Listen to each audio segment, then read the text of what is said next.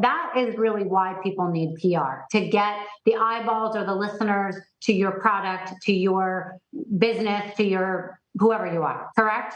Exactly. It's like I said, you could walk by a billboard and you see a billboard. How many billboards do you actually stop and you actually know what it's all about? But if you see a billboard where you actually have heard about the person somewhere else, now you're a little bit more connected. So PR is that. It's, you could put out a million ads on Facebook, but if nobody knows who you are, they're just seeing an ad and they're clicking by. Right. And people, you need to connect the dots. Okay, I want to talk about some of the facets you have. You do media relations, you do social and digital media, you do influencer relations, creative services, and writing services. So I want to talk about a couple of these. Let's talk about influencer relations first. I've always been very curious about this. So I have a name that's well known.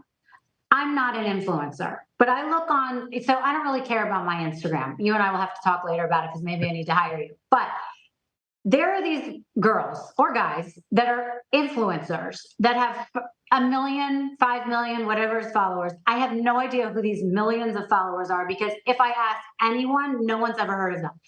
But they're living in, $3 million homes, $10 million homes, driving cars, doing all this stuff and talking about how much they have.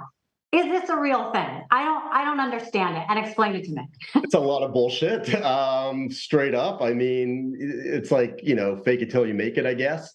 Okay. A lot of these people, diving in. Influencers, I mean, I rep some influencers, so I can't knock on influencers.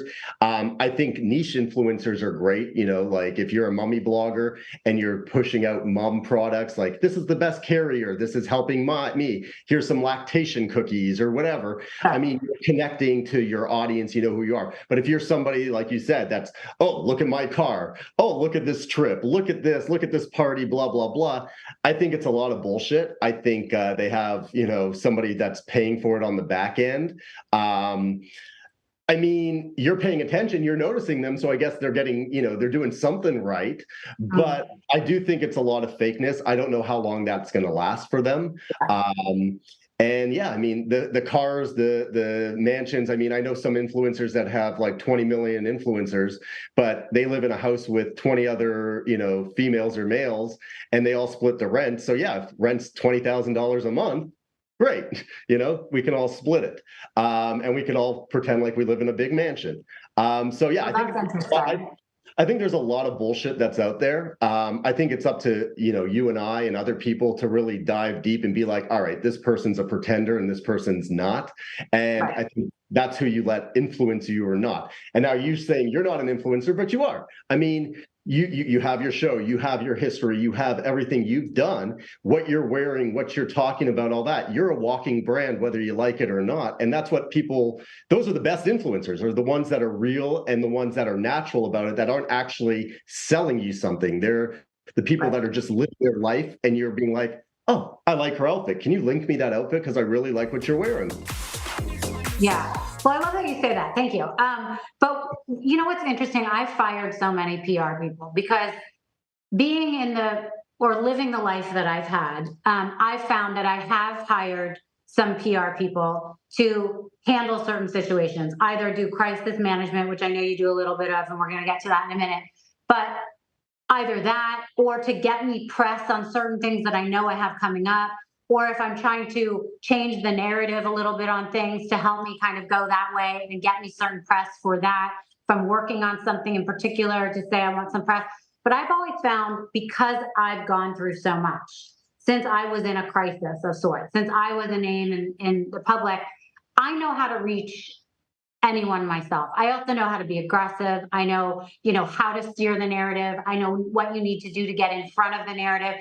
And it's interesting because a lot of PR people are younger people that have never been through something like that or don't know anyone really like that. And so I've always found that I probably would have been great as someone giving advice for that.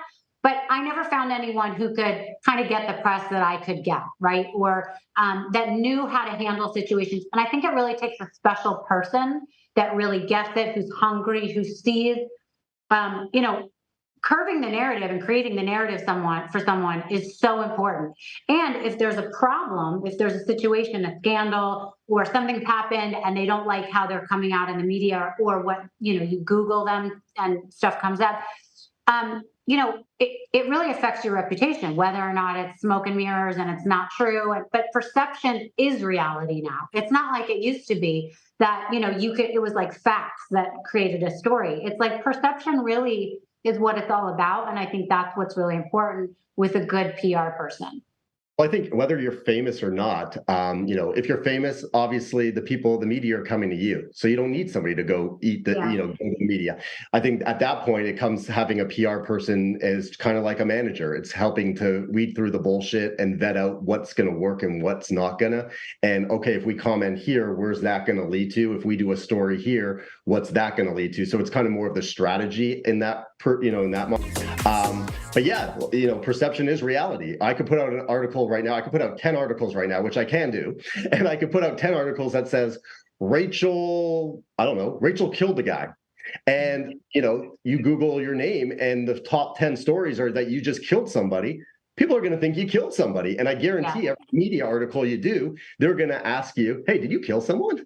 And, all of a sudden it becomes part of this narrative that you don't want.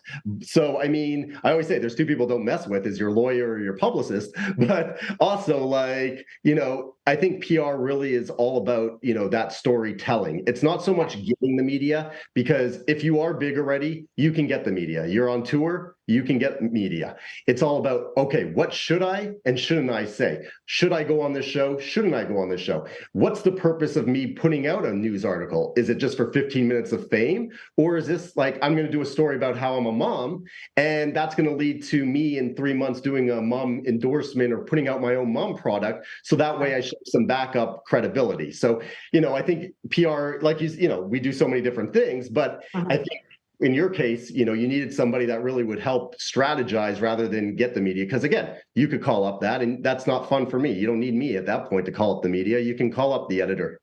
But I think what you're saying is so good. A good PR person should be someone who really is helping you strategize. Because so many times people want to speak so much, right? Like they want to tell their side of the story, or they want to respond, and they're reactionary to a lot of things that are going on. And knowing from being in my situation, sometimes it's best to wait a beat, to pick and choose who you're going to do those interviews with, and have someone like you to say, wait a minute, but when you speak, you don't have to address all this stuff